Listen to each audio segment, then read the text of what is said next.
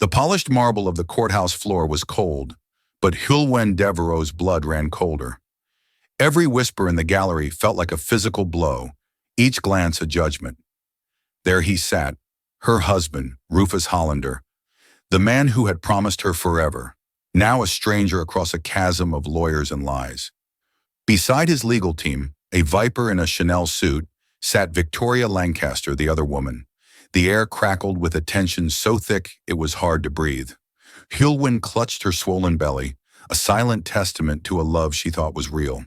But she never could have predicted that in the next 10 minutes, a single, sharp slap would echo through the silence, triggering a confession that would unravel everything.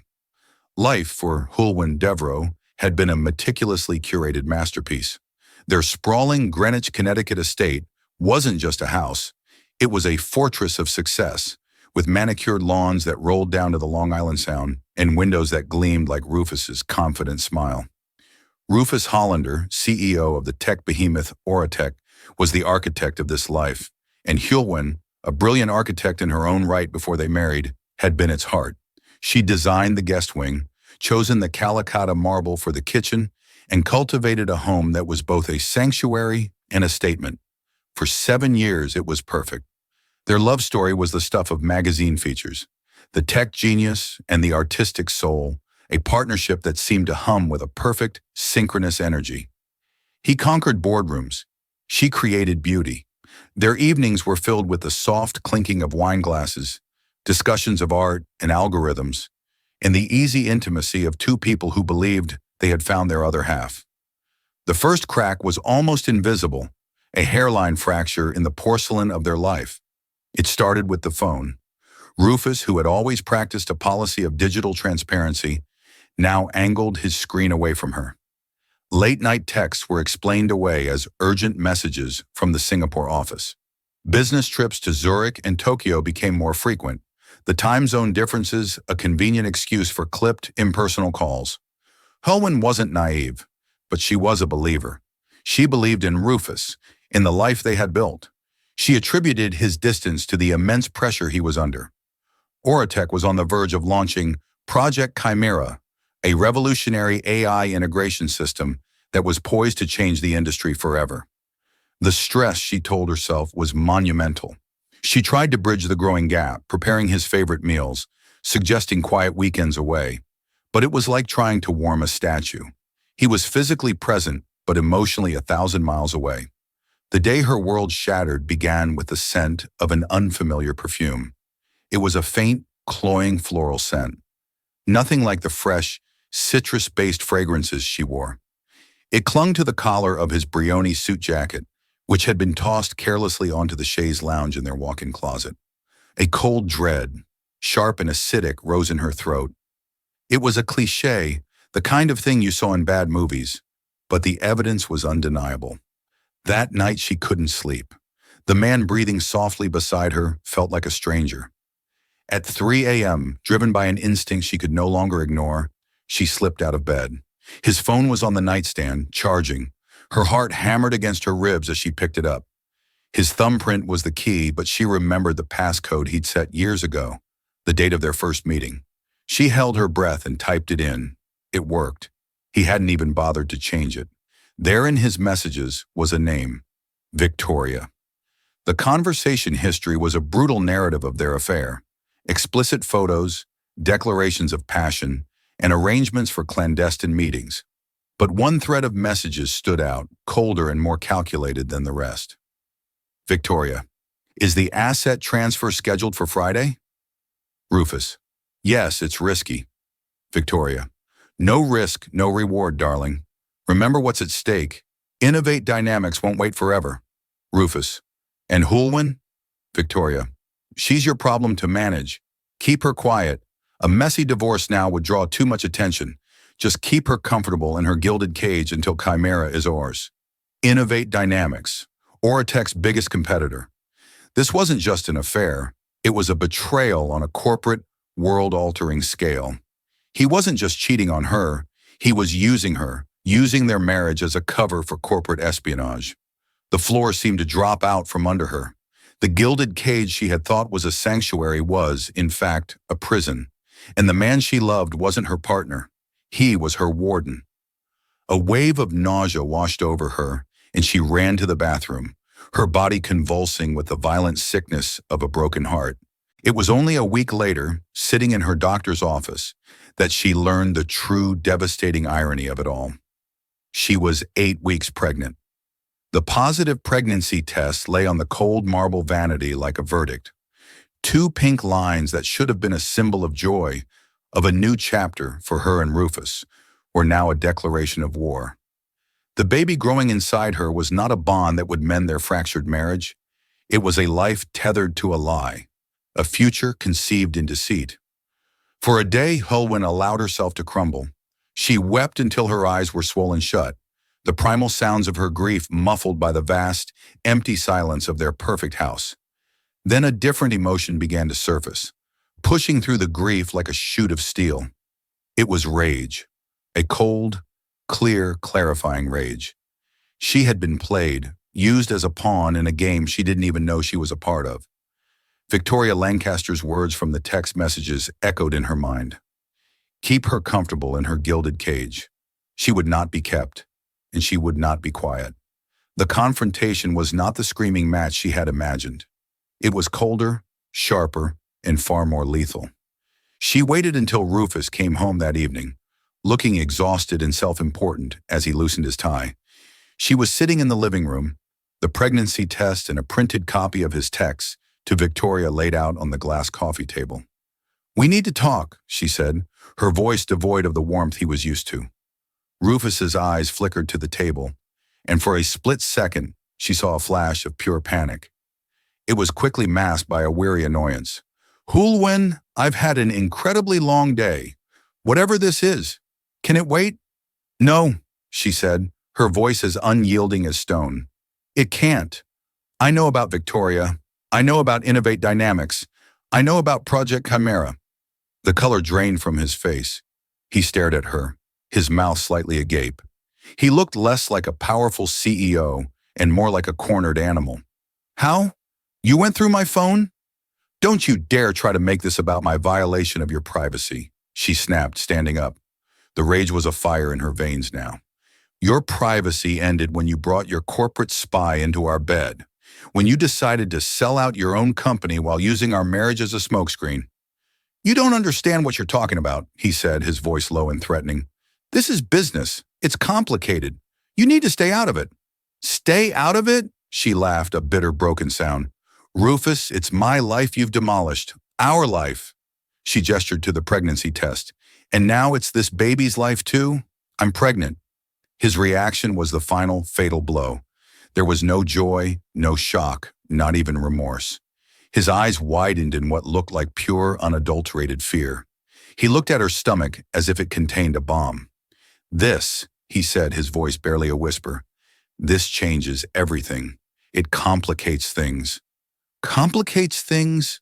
The words were acid on her tongue. "This is our child, and the only thing it complicates is your neat little plan to betray everyone who ever trusted you, including me." That was the end. His cold, calculating response had severed the last thread of love she might have clung to. The next morning, she contacted Lorraine Pierce, a divorce attorney known for being both compassionate with her clients and a shark in the courtroom. Sitting in Lorraine's sleek Manhattan office, overlooking a concrete jungle that suddenly felt more honest than her manicured Greenwich lawns, Hulwyn laid out the story. She spoke of the affair, the corporate espionage, and the pregnancy. Lorraine, a woman in her 50s with sharp eyes and a calming presence, listened without interruption. When Hulwyn was finished, she leaned forward, her expression grim. "Hulwyn, this is more than a standard infidelity case. The corporate espionage angle changes the entire dynamic. The assets at stake are astronomical. Rufus and his lawyers will fight you with everything they have. They will try to paint you as unstable, greedy, and vindictive. Are you prepared for that?" Hulwyn placed a hand on her still flat stomach. A fierce, protective instinct she'd never known surged through her. "I'm not just fighting for a settlement, Lorraine," she said, her voice steady and clear. "I'm fighting for my child's future. I'm fighting for the truth. Let them come." The divorce papers were filed. The legal battle began, and it was brutal. Rufus's lawyer, a notoriously ruthless man named Desmond Crane, immediately filed a motion to seal the proceedings, citing proprietary corporate information. He painted Hulwyn as a scorned wife, attempting to leverage confidential business secrets for personal gain. They offered her a settlement that was insulting, a pittance designed to make her go away quietly. She refused. Through Lorraine, she made her demands clear: a fair division of assets based on the 7 years she dedicated to their partnership, and full legal and physical custody of their unborn child. The battle lines were drawn. The first hearing was set, a preliminary motion to determine the scope of discovery and address the sealing order. Hulwyn knew Victoria Lancaster would be there. Rufus's team would likely have her there as a show of force, a silent threat. Hulwyn steeled herself. She would not be intimidated. She would walk into that courtroom not as a victim, but as a mother protecting her child. She had no idea how literal that fight was about to become. The Superior Court of Fairfield County was a building designed to inspire awe and intimidation in equal measure. Its neoclassical facade, with imposing columns and stone steps, felt like the entrance to a temple of judgment. Inside, the air was thick with the scent of old paper, floor wax, and the low hum of hushed, anxious conversations. For Hulwyn, it felt like walking into her own autopsy. She was now 5 months pregnant, her condition a visible, undeniable truth that she held like a shield. She wore a simple but elegant navy blue maternity dress, a stark contrast to the power suits and legal robes that filled the hallways. Beside her, Lorraine Pierce was a beacon of calm authority, her leather briefcase clicking softly against the marble floors. "Remember," Lorraine murmured as they approached courtroom 4B, "no matter what they say, no matter how they look at you, you do not react. You are poised, you are dignified. You are the picture of a wronged wife seeking justice. Let me do the fighting." Hulwyn nodded, her throat tight. She could do this. She had to. The courtroom itself was smaller than she'd imagined, paneled in dark, unforgiving wood that seemed to absorb all the light. The gallery was sparsely populated with a few law clerks and a bored-looking court reporter. But at the plaintiff's table, the enemy was assembled. Rufus sat stiffly, his face a mask of cold indifference. He refused to meet her gaze, his eyes fixed on the judge's empty bench. Beside him was his lawyer, Desmond Crane, a man whose smile never reached his cold, reptilian eyes. And next to Crane, looking as if she owned the very air in the room, was Victoria Lancaster. Victoria was a vision of predatory glamour. She wore a razor-sharp, blood-red suit, her dark hair pulled back in a severe chignon. A triumphant smirk played on her perfectly painted lips. She met Hulwyn's gaze across the room and held it, her eyes glittering with undisguised contempt. It was a look that said, "I won, you lost. This is my world now." Hulwyn's hand instinctively went to her belly, a gesture of protection that did not go unnoticed by the other woman. Victoria's smirk widened. The proceedings began when Judge Maria Flores entered, a stern, no-nonsense woman in her 60s. The first hour was a dry, technical ballet of legal arguments. Desmond Crane argued passionately for his motion to seal the case, claiming that Miss Devereaux's fishing expedition threatened the national security implications of Oratech's government contracts in the imminent launch of Project Chimera. "Your Honor," Crane said, his voice booming with manufactured gravitas, "my client's personal life is being weaponized by his estranged wife. She is threatening to release proprietary information, not out of a genuine claim to marital assets, but as an act of extortion, pure and simple. She sees my client's success and wants to burn it all down because she feels scorned." Lorraine Pierce was on her feet in an instant. "Objection, Your Honor. Mr. Crane is characterizing my client's motives without a shred of evidence. The truth is that Mrs. Devereaux was not merely a scorned wife. She was a partner in building the life that afforded Mr. Hollander the ability to create Oratech's success. Furthermore, the proprietary information Mr. Crane is so desperate to protect is directly tied to the dissipation of marital assets through a criminal conspiracy with a competitor, Innovate Dynamics, facilitated by none other than Mr. Hollander's paramour, Ms. Lancaster, who was sitting right there." Lorraine gestured toward Victoria, whose smug expression tightened infinitesimally. The judge's eyes narrowed, her gaze sweeping over the parties. "Counselor," Judge Flores said to Lorraine, her voice sharp, "those are very serious allegations. Do you have proof?" "We will, Your Honor, once we are granted the discovery that Mr. Crane is so desperately trying to block. We have reason to believe Mr. Hollander has made significant financial transfers and asset diversions connected to this affair in his relationship with Innovate Dynamics." The arguments went back and forth, a volley of legal jargon and thinly veiled insults. Hulwen sat in silence, feeling like a specimen under a microscope. She could feel Victoria's eyes on her, feel the weight of Rufus's calculated indifference. He hadn't looked at her once, not even when Lorraine mentioned their partnership, their life. It was as if she had been erased. The man she had loved, the father of her child, was actively participating in her public vivisection. The air grew heavier, the tension coiling tighter with every passing minute. Crane portrayed Hulwen as a hysterical, emotional woman, incapable of understanding the complexities of high-stakes business. He subtly, cruelly hinted that her pregnancy was a ploy, a last-ditch effort to trap a wealthy man. "My client has offered a more than generous settlement to ensure the well-being of the child," Crane stated, "a child whose paternity has yet to be formally established." A collective gasp went through the few people in the gallery. It was a low blow, a vile insinuation designed to shatter Hulwen's composure. Lorraine was instantly objecting, her voice ringing with outrage. But the damage was done. The poison had been released into the room. Hulwen felt the blood drain from her face. She looked at Rufus, pleading with her eyes for him to stop this, to show an ounce of decency. He just stared straight ahead, his jaw tight. He was allowing this. He was sanctioning it. Judge Flores banged her gavel. "That's enough, Mr. Crane. Your comment is out of line and will be stricken from the record. We will take a 15-minute recess. I suggest you both cool down before we reconvene." The judge swept out of the room. The tension, however, did not dissipate.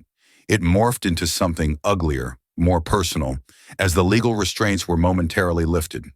And in that brief, unsupervised moment, the Cold War was about to turn hot. The recess bell was a starting pistol for a race Hulwen didn't want to run. She needed air, needed to escape the suffocating confines of the courtroom and the poisonous words that now hung in the air like toxic spores. Lorraine gave her a reassuring squeeze on the shoulder. "Deep breaths, Hulwen. That was a disgusting tactic. The judge saw it. It will backfire on them." Hulwen nodded numbly and made her way toward the heavy oak doors, her mind reeling. "A child whose paternity has yet to be formally established." The words were a brand, searing into her soul. Rufus, the man who had cried with joy when they first talked about starting a family, was now allowing his lawyer to publicly question if their baby was even his. As she reached the aisle, a figure blocked her path. It was Victoria Lancaster. Desmond Crane and Rufus were in a hushed, intense conversation near their table, their backs to the women. For a moment, Victoria simply stood there, an apex predator observing her wounded prey. The triumphant smirk was back, laced with a cruel pity. "You look pale," Victoria said, her voice a low, condescending purr. "All this stress can't be good for the baby." She said the word baby as if it were something distasteful she'd found on the sole of her Louboutin heel. Hulwen tried to step around her. "Excuse me." Victoria didn't move. She shifted her weight, blocking Hulwen more completely. "You know, you really should have taken the money. This whole tragic pregnant wife act is pathetic. Do you really think a baby's going to keep him? It's just a meal ticket, and frankly, the expiration date is approaching." Hulwen's head snapped up. Her vision tunneled. The low hum of the courtroom faded away, and all she could see was the venom in Victoria's eyes. All she could hear was the casual cruelty of her words. "You don't get to talk about my child," Hulwen whispered, her voice trembling with a rage so profound it felt like it could split the earth. "Oh, I think I do." Victoria leaned in closer, her voice dropping to a conspiratorial hiss, the scent of her expensive perfume enveloping Hulwen like a shroud. "After all, I'm the one who gets him when this is all over. I get the man, the company, the future. You just get the consequence." She flicked her eyes down to Hulwen's stomach with a look of utter disgust. "You should have known your place. You were the comfortable, boring starter wife. Your chapter is over." Every word was a perfectly aimed dagger, striking at Hulwen's deepest insecurities and her most sacred love, the love for her unborn child. The world slowed down. Hulwen saw Victoria's lips curl into a final dismissive smile. She saw the flash of victory in her eyes. And in that moment, something inside Hulwen broke. But it was Victoria who moved first. Perhaps she saw the fire ignite in Hulwen's eyes. Perhaps she wanted to land the final, physical blow to cement her dominance. With a sharp, almost casual movement, Victoria raised her hand and slapped Hulwen across the face. The sound was shockingly loud in the hushed courtroom, a sharp, cracking report that echoed off the wooden walls. It was more than a slap. It was a desecration. It was an assault not just on Hulwen, but on her pregnancy, on her dignity, on the very sanctity of the court. Hulwen stumbled back, her hand flying to her stinging cheek. A collective, horrified gasp came from the few clerks and onlookers in the gallery. Lorraine, who had been gathering her papers, spun around, her face a mask of fury. "You!" Desmond Crane and Rufus whirled around at the sound. Crane's face registered shock and immediate panic at his associate's catastrophic loss of control. But Rufus's reaction was different. His face was a storm of unreadable emotions. For the first time all day, he looked directly at Hulwen, at her tear-filled eyes, at the red mark blooming on her cheek, at her hand protectively cradling their child. The cold, indifferent mask he had worn all day finally, irrevocably, cracked. Judge Flores, drawn by the commotion, burst back into the courtroom, her face thunderous. "What in God's name is going on in here?" Bailiffs started moving forward. Victoria, realizing her grave error, took a step back, a flicker of fear replacing her arrogance. "Your Honor, this woman assaulted my—" Crane began, trying to spin the situation. "Silence!" the judge roared, her voice cracking like a whip. "Ms. Lancaster, you will be held in contempt." But before the bailiffs could reach Victoria, before anyone could say another word, Rufus Hollander did something no one expected. He pushed his chair back so hard it screeched against the floor. He stood up to his full height, his presence suddenly dominating the room. His face was pale, his hands clenched into fists at his sides. And then he raised his hand. Not to strike, not to defend, but to point. His finger, shaking with a rage that seemed to emanate from his very core, shot out and aimed directly at a stunned Victoria Lancaster. "Her!" Rufus's voice was a raw, choked sound, filled with a year's worth of torment and fury. It was always her. The courtroom fell into a dead, shocked silence. Everyone stared at Rufus, and then at the woman he was pointing at. He wasn't looking at his lawyer. He wasn't looking at the judge. He was looking at Hulwen, his eyes filled with a desperate, agonizing plea for her to understand. The real trial, it seemed, was only just beginning. The silence in the courtroom was absolute, a vacuum where sound and reason had ceased to exist. Every eye was locked on Rufus Hollander, standing like a man on the gallows, his finger aimed at Victoria Lancaster like a loaded gun. Victoria herself was frozen, the color draining from her face, her mask of cool superiority shattering into a million pieces of raw panic. Judge Flores stared down from her bench, her expression shifting from outrage to utter bewilderment. "Mr. Hollander, what is the meaning of this? Sit down immediately." Rufus didn't sit. He took a deep, shuddering breath, his eyes never leaving Hulwen's. The plea in them was so raw, so desperate, it momentarily eclipsed the sting on her cheek. It was a look that said, "I am sorry. Just listen. Please listen." "Your Honor," Rufus said, his voice now finding a terrifying steadiness. He finally turned his head to face the judge, though his hand remained pointed at Victoria. "My lawyer, Mr. Crane, has been arguing to seal these proceedings to protect Oratech's proprietary information. He is correct to do so, but he is mistaken about the source of the threat." Desmond Crane looked at his client as if he'd lost his mind. "Rufus, what are you doing? Sit down and let me handle this." "No," Rufus said, his voice cutting through the air. "I won't. The threat to Oratech, to its shareholders, to its government contracts, isn't my wife. It was never my wife."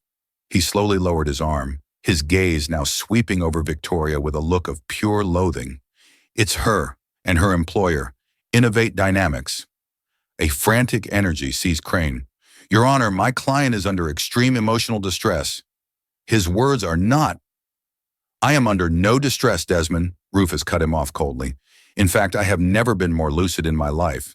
For the past 18 months, I have been the target of a systematic corporate espionage and blackmail campaign orchestrated by the CEO of Innovate Dynamics, Robert Kensington, and executed by his lead operative, Ms. Victoria Lancaster. The courtroom erupted in frantic murmurs. The court reporter's fingers flew across her stenotype machine, trying to capture the bombshell that had just detonated. Order! Judge Flores slammed her gavel down, her eyes wide with the implications of Rufus's statement. Mr. Hollander, you are making an accusation of a federal crime in a court of law. I advise you to think very, very carefully about your next words. I have, Rufus said, his voice ringing with a conviction that sent a chill down Hulwen's spine. I have thought about nothing else for a year and a half. He turned to his other lawyer, a junior associate who had been silent all morning, and gave a sharp nod. The young man, looking terrified but resolute, stood up and addressed the court.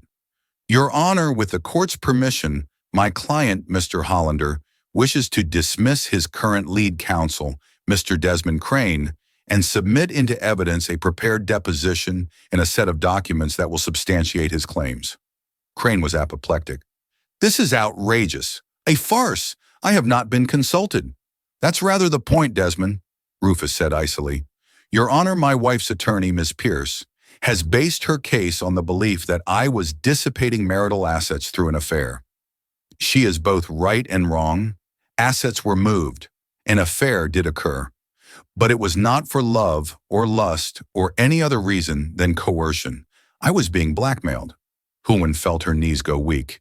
She gripped the back of a chair for support, her mind struggling to process the seismic shift that had just occurred. Blackmailed? Victoria, finally finding her voice, let out a sharp, derisive laugh. This is insane. He's a liar. He's a cheating husband, trying to save his reputation by inventing a conspiracy theory. Am I? Rufus's eyes bore into her. Then perhaps you can explain the encrypted audio files on this drive. He pulled a small flash drive from his pocket and held it up. Recordings of every single one of our meetings. Meetings where you instructed me on which proprietary data from Project Chimera to transfer to a shell corporation. Meetings where you threatened to release doctored photos of me with a minor. Photos you had prepared, if I didn't comply. Victoria's face went ashen. The confident predator was gone, replaced by a trapped, terrified animal. Rufus continued, his voice a relentless hammer of truth. Or perhaps you can explain the offshore bank account in the Cayman Islands, the one Innovate Dynamics has been using to pay you, or the internal Innovate Dynamics memos detailing Operation Takedown, a plan to sabotage Oratech's stock price ahead of a hostile takeover bid by acquiring our most valuable intellectual property, Project Chimera. He walked to the plaintiff's table, opened his briefcase, and pulled out a thick binder. He placed it before the court clerk with a heavy thud. It's all in there, Your Honor. Encrypted emails I managed to decrypt, financial records I had privately investigated, and the full, unedited recording of my last meeting with Ms. Lancaster, which took place 2 days ago, where she confirmed the entire scope of the operation. He finally turned back to Hulwen, the anger in his face softening into an expression of profound, soul-deep regret. Hulwen, I couldn't tell you. They were watching you. They were watching us. They told me if I said a word to anyone, they wouldn't just ruin me, they would ruin you. They would fabricate evidence to make you look like a co-conspirator. The divorce, I had to make it look real. I had to push you away to protect you. It was the only way I could keep you safe while I gathered the proof I needed to burn them to the ground. Hulwen stared at him, her heart splintered. The coldness, the cruelty, the distance. It had all been a lie. A terrible, painful, heartbreaking lie, but a lie designed to protect her. The man she thought had betrayed her had been fighting a silent, desperate war on his own. Just as the full weight of his confession settled over the room, the main doors of the courtroom swung open. 2 men in dark suits, their faces grim and official, strode in. One of them held up a badge. FBI, the lead agent announced, his voice cutting through the stunned silence. Victoria Lancaster, you are under arrest for conspiracy to commit economic espionage. The arrival of the FBI agents acted as a catalyst, transforming the chaotic courtroom drama into a scene of stark, official gravity. One agent approached a speechless Victoria Lancaster, who seemed to shrink inside her crimson suit, and calmly recited her Miranda rights. The click of handcuffs fastening around her wrists was a sound of finality that echoed louder than the judge's gavel ever could. The other agent approached Desmond Crane, whose face had turned a pasty, sickly gray. Mr. Crane, we'd like you to accompany us for questioning regarding your potential role as an unregistered agent for a competing firm. Crane didn't protest. He simply sagged, his career and reputation dissolving before his very eyes. Judge Flores, regaining her composure, looked at the pandemonium that had consumed her courtroom. This hearing is adjourned, she declared. All documents submitted by Mr. Hollander are to be sealed and handed over to the federal agents. This court will be in recess until the federal investigation clarifies the standing of this divorce proceeding. It was over. In a span of 15 minutes, the entire landscape of Hulwen's life had been redrawn. The villain she thought she knew was a victim. The betrayal she was mourning was a sacrifice. And the man she had grown to hate was, in his own twisted, desperate way, trying to be her hero. As the agents led Victoria and a dazed Desmond Crane out of the courtroom, a swarm of activity erupted. Lawyers huddled, clerks whispered, but Hulwen saw none of it. Her world had narrowed to one person, Rufus. He stood alone by the plaintiff's table, looking utterly depleted, the adrenaline from his confession having left him looking hollowed out and fragile. He watched her, his eyes filled with a universe of unspoken words. Lorraine Pierce, ever the professional, gently touched Hulwen's arm. Hulwen, we should go. We need to debrief, to figure out what this all means. Hulwen shook her head, unable to tear her gaze from Rufus. Just a minute. She walked toward him, each step feeling heavy and surreal. The polished marble floor that had felt so cold now seemed to be holding her up. She stopped a few feet from him, the space between them charged with 18 months of pain, misunderstanding, and now a shocking, complicated truth. Why? She whispered, the single word carrying the weight of all her questions. Why didn't you trust me, Rufus? We were supposed to be partners. Tears welled in his eyes, the first genuine emotion she had seen from him in over a year. They found something on me, Hulwen, he confessed, his voice cracking. From years ago, before I even met you. A business deal I made when I was young and stupid. It wasn't illegal, but it was unethical. They twisted it, made it look like fraud. They had enough to ruin me, to start a federal investigation that would have destroyed Oratech and everything I'd built. He raked a hand through his hair, a gesture of pure anguish. Victoria came to me as a consultant. She was charming, brilliant. By the time I realized what she was, who she worked for, the hook was already set. She showed me the file they had on me. Then she showed me the surveillance photos of you at the grocery store, at the gym, visiting your parents. They knew your routine. They made it clear that if I didn't cooperate, if I told anyone, especially you, they would come after you. They would plant evidence, tie you to the fraud, and let you take the fall with me. He took a hesitant step closer. The affair, it was their idea. Part of the legend to give her access to my life, our home. Every moment with her was poison. Every time I had to lie to you, be cold to you, it was like cutting off a piece of my own soul. I thought if I could just play along long enough, I could get proof. I hired a private investigator, an ex-Mossad agent, off the books. He's the one who got me the recordings, the financial trails. But it took time, so much time. He looked at her stomach, his expression filled with a pain so profound it stole her breath. When you told me you were pregnant, I thought my heart was going to stop. It was the most wonderful and the most terrifying news of my life.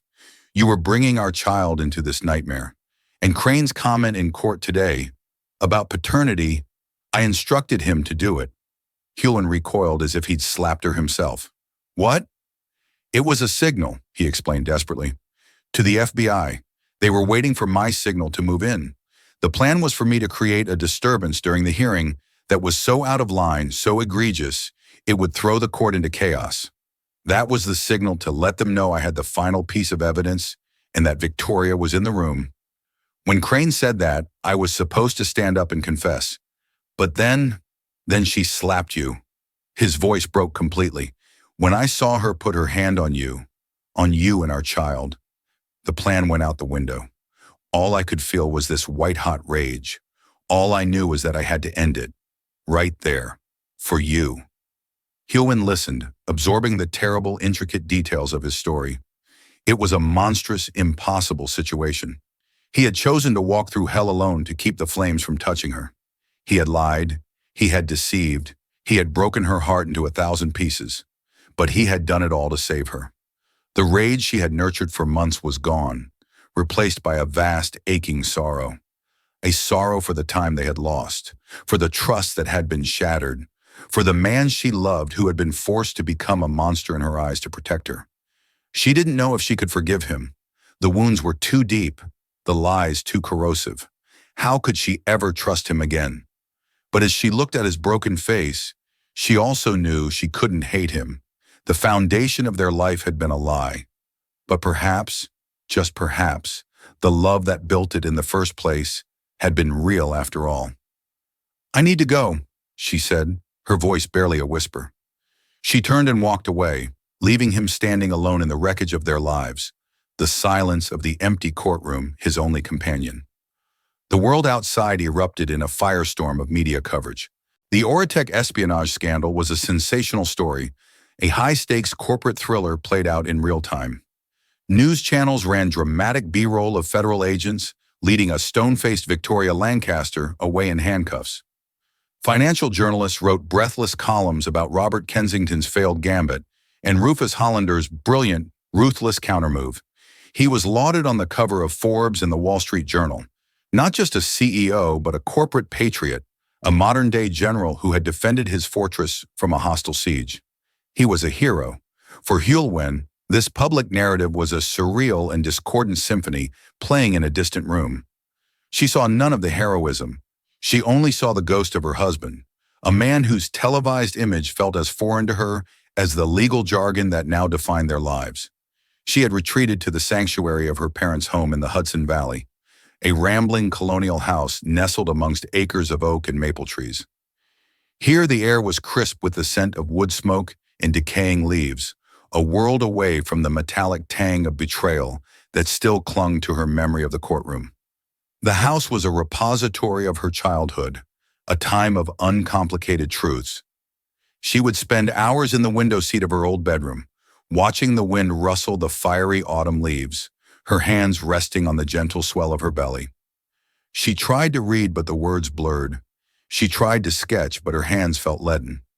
Her life, once a meticulously designed structure, had been demolished, and she was left standing in the rubble, unsure of where to even begin clearing the debris. Lorraine Pierce called every few days, her voice a grounding, professional presence. The divorce proceedings were in a state of legal limbo. "A judge will have a hard time with this, Hulwin," Lorraine had explained patiently. "Under the doctrine of duress, his actions, while causing you immense emotional harm, could be argued as measures taken to protect the family unit from an external criminal threat. His deception wasn't for personal gain in the typical sense. We can still fight, but the moral high ground has become complicated." Rufus, to his credit, seemed to understand. He didn't call, didn't text, didn't appear at her parents' gate. He gave her the one thing he had so brutally denied her before, the truth of her own space. His only communication was a single, thick, cream-colored envelope delivered by a quiet courier. Inside was a multi-page handwritten letter. His familiar, sharp handwriting filled the pages, not with excuses, but with a raw, painstaking account of his 18-month-long nightmare. He detailed his fear, his isolation, and the suffocating helplessness he felt as he was forced to systematically dismantle their life to save it. He wrote of the nights he lay awake beside her, desperate to tell her everything, but paralyzed by the threat against her. He wrote of the sickening charade with Victoria, an act that felt like a slow-motion poisoning of his own soul. The letter ended not with a plea for her to take him back, but with a quiet statement of surrender to her judgment. Whatever you decide, Halwyn, I will understand. I forfeited my right to ask for anything from you the moment I began to lie. You and our child will want for nothing, ever. I swear it on my life. She kept the letter in a drawer, unable to throw it away, yet unwilling to read it a second time.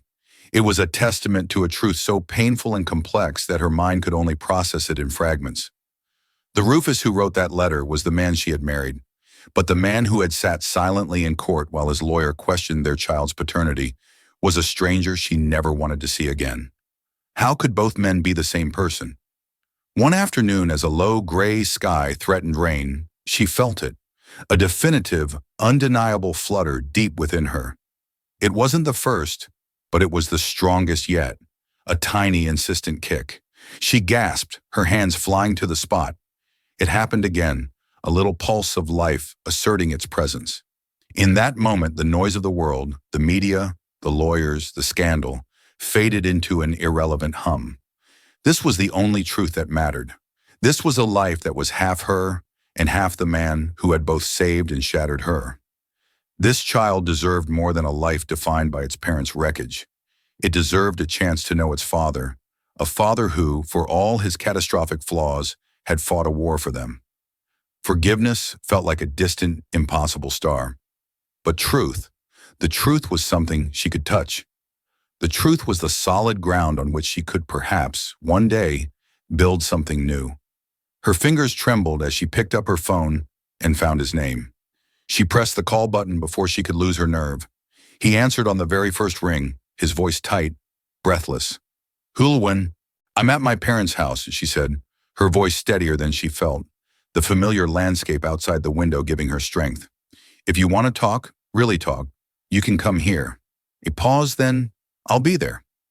3 hours later, she saw not the sleek black town car of a CEO, but the familiar, slightly battered lines of the old Jeep Wrangler they'd bought together for weekend escapes.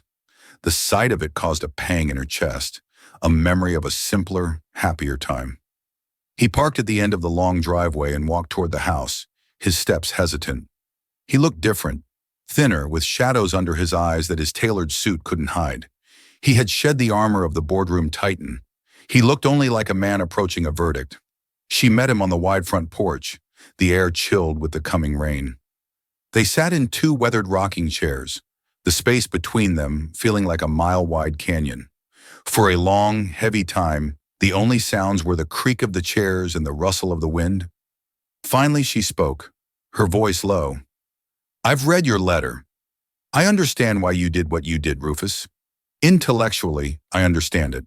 The logic is there. The threat was real." She paused, turning to look at him, forcing him to meet her gaze. "But my heart doesn't understand logic. My heart still remembers the man who looked through me like I was a ghost. It remembers the agony of believing I was being thrown away for someone else. That's a wound, Rufus. It's deep, and I don't know how to heal it." He didn't look away. Tears welled in his eyes, and he made no move to hide them. "I know," he whispered, his voice cracking, "and I don't expect you to. Hulwyn, what I did to you, it was a violation. I chose the company, my reputation, my freedom over your trust. I told myself it was to protect you, and that was true, but it was also a coward's choice. I was so terrified of losing everything that I sacrificed the only thing that actually mattered. You, us. I will never be able to take back the pain I caused you. I will live with that every single day for the rest of my life." His raw honesty was disarming. He wasn't making excuses. He wasn't painting himself as a tragic hero. He was owning the terrible, selfish, human fear that had driven him. "The woman in that courtroom," Hulwyn continued, her voice trembling as the memory resurfaced. "Victoria, the way she looked at me, the way she slapped me. She wanted to annihilate me. And for months, Rufus, I felt like you were helping her do it." "Never," he choked out, leaning forward, his hands clenched on his knees. "Every single day was a battle not to run to you and scream the truth. Every cold word I said to you was a lie that burned my tongue. I love you, Hulwyn. That was the one truth in all of this. It was the only light I had in that darkness." She watched him, This broken man against the backdrop of a dying season. She saw the husband she had loved, the stranger she had hated, and the father of the child growing inside her, all warring for prominence in one man's tired eyes. The future was a fog, a path completely obscured from view. Forgiveness was a mountain. Trust was a demolished bridge. A life together as they'd known it was an impossibility. But as the first drops of rain began to speckle the porch steps, she felt that kick again, a gentle, insistent reminder. A pulse of life demanding a future. She took a deep breath, the cool, damp air filling her lungs. "All right, Rufus," she said softly. It wasn't a promise of reconciliation. It wasn't an absolution of his sins. It was something smaller, and perhaps more important. "Let's start there." She placed a hand on her belly, a gesture that was both a shield and an offering.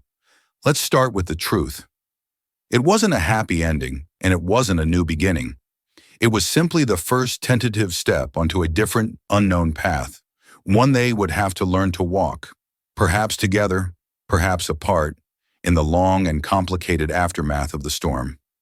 And there you have it, a story that began with a cold courtroom and a vicious slap, but unfolded into a tale of high-stakes corporate blackmail, desperate choices, and the gut-wrenching complexity of love and betrayal. Hulwyn and Rufus's journey is far from over. Can trust that has been so systematically destroyed ever be truly rebuilt? Can a lie, even one told to protect, ever be fully forgiven? The path forward for them is uncertain, a testament to the fact that in real life, wounds leave scars, and happily ever afters are never quite so simple. What do you think? Could you forgive Rufus for his choices? What would you have done in Hulwyn's position? Let me know your thoughts down in the comments. If this story of drama, sacrifice, and incredible twists captivated you, please show your support by hitting that like button, sharing it with a friend who loves a good story, and most importantly, subscribing to the channel for more content just like this. Every bit of support helps, and I can't wait to share the next story with you all.